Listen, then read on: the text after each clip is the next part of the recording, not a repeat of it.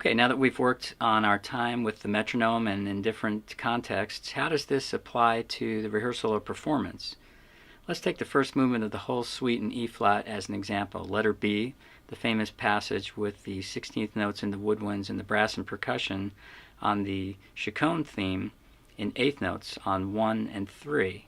I've seen many times conductors conduct the melodic line, the brass short notes, and allow the 16th notes all kinds of space to move and shift back and forth, and the players have to really intently adjust based on what the conductor is doing. A better way to approach that passage is to not ignore, but really focus in on the woodwind line and conduct the woodwind line rather than the brass and percussion.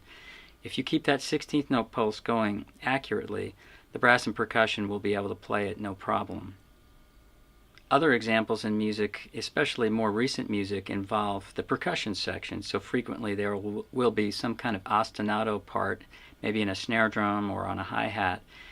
So the subdivision of the pulse is smallest in that particular instrument, maybe 16th notes, and if the conductor is not aware or ignores that particular spot in the percussion section, the percussionist is forced to make a choice. Do I follow the conductor who's shifting the time back and forth, or should I try and keep an accurate tempo? And this is sort of what led me down the path of this topic, is being in the section and having to adjust. So for instance, for a particular conductor, I was playing 16th notes, and I might have to do something like this to make it work out.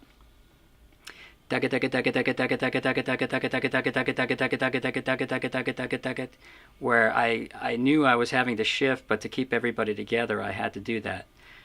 What would have been much better is if the conductor was aware of what I was doing back there and conducted me, or at least allowed me to keep the time. And that's what I would suggest you do as a conductor. If you're confident in your percussionist's ability to keep a steady tempo, tell them, you keep the 16th note pulse, and I will follow you, and I will conduct with you, not at you, or direct you in your time. So that frees up the percussionist to concentrate on keeping as accurate a 16th note pulse as they possibly can, while you as a conductor are freed up to not have to worry about that aspect of the conducting at that moment. And that allows for a much more accurate timekeeping process in music that needs that. Not all music, of course, needs strict pulse.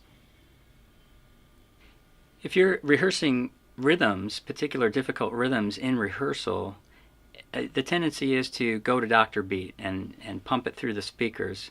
I think a preferable way to deal with that situation is to allow a percussionist, perhaps the snare drummer, to keep the time for that process, or have the band get involved, stomping their feet and clapping upbeats, keeping a steady pulse while you rehearse a particular section of instruments is a much more interesting way to get through the rehearsal process rather than just turning on Dr. Beat.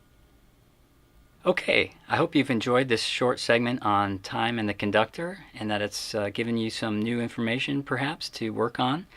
And I invite you to get in touch with me if you have questions or comments. Love to hear from you. My email is below. Thanks a lot for watching.